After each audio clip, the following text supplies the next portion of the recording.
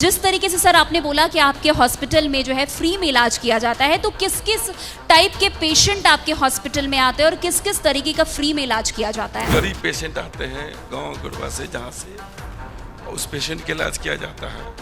और आयुष्मान भारत के तहत यहाँ फ्री में हर एक पेशेंट का इलाज किया जाता है। उसी तरह ये पेशेंट एक्सीडेंट किया और उसको इलाज अगर नहीं मिला तब तो पेशेंट एक्सपायर कर जाता है। अगर वो सही जगह पर पहुँच जाते हैं तो पेशेंट बच जाते हैं। ये जो मोबाइल में जो गेम खेलते हैं, वीडियो गेम खेलते हैं, इससे बहुत ज़्यादा प्रॉब्लम है। अगर सरकारी हॉस्पिटल में व्यवस्था सही मिलेगा तो प्राइवेट हॉस्पिटल को चलाने की क्या जरूरत है। एक पेशेंट के साथ 10 को 15 को अटेंडेंट आते हैं। अगर वो सारे को एक साथ मिलेंगे तो बेड के पास तो बहुत ज़्यादा सफोकेशन होने लगेगा।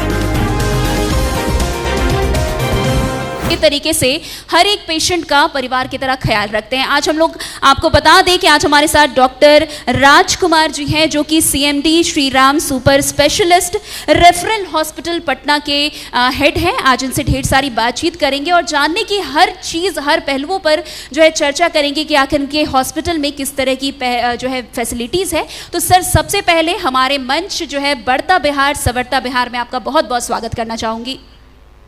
धन्यवाद। बढ़ता बिहार संवरता बिहार जो इस जगह पे हमको जो बुलाया उसके लिए मैं आपको सदा प्रभारी करता हूँ।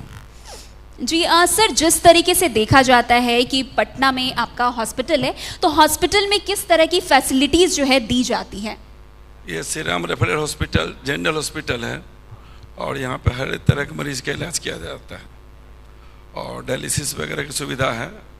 और यहाँ पर लेटेस्ट जो इलाज होता है, हेपेटाइटिस बी, HIV और हेपेटाइटिस C का इलाज किया जाता है।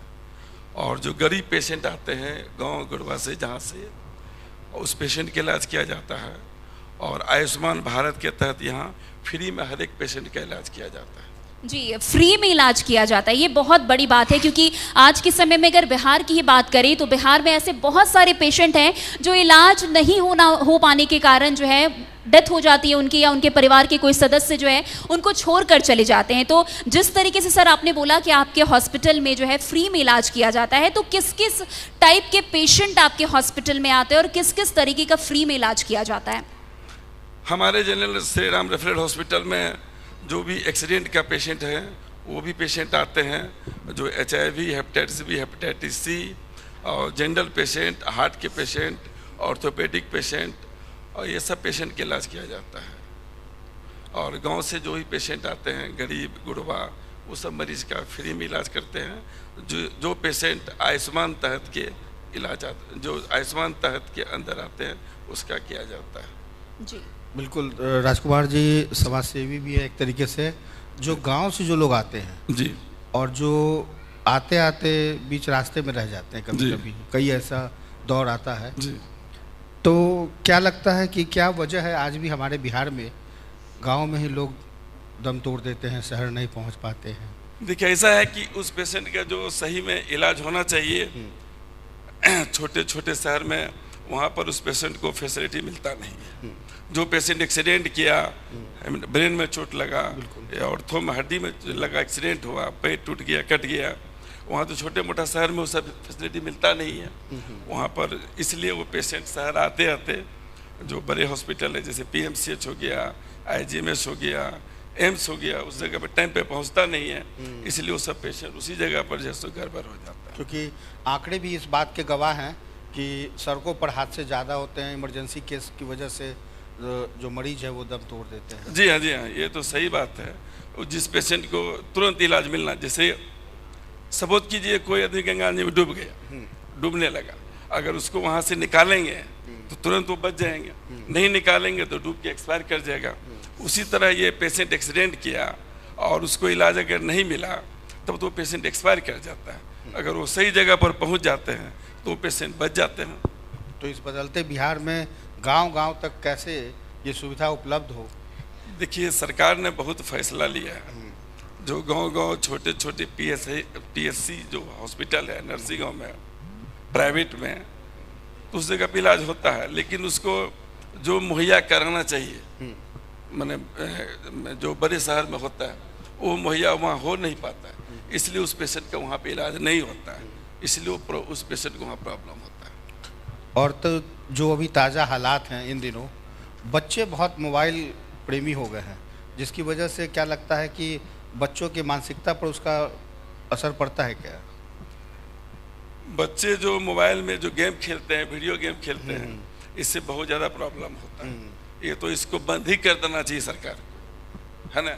इसको बंद कर देना चाहिए ताकि ये नहीं खेलेगा, नहीं ये प्रॉब्लम होगा। क्योंकि बच्चे आज के दौर में जितना मतलब रेस्पिरेटरी देख लीजिए, प्रदूषण की वजह से जितनी बीमारियां हो रही है, उससे कई गंभीर बीमारियां बच्चों के मस्तिष्क पर मोबाइल का ये पड़ रहा है। पानी से हो रहा है। अच्छा। ज़्यादातर जो ये पानी का जो गंदगी हो रहा है, जो टंकी में गया, टंकी तो साफ होता नहीं है, नहीं साफ होता, जिस कारण से पेशेंट को टाइफाइड हो जाता है। अच्छे आदमी को फीवर आने लगता है, लंग का बीमारी होता है, खांसी शुरू हो जाता है, लंग डैमेज हो जाता है, टाइफाइड हो जाता है, मलेरिया हो जाता है, डेंगू हो जाता है।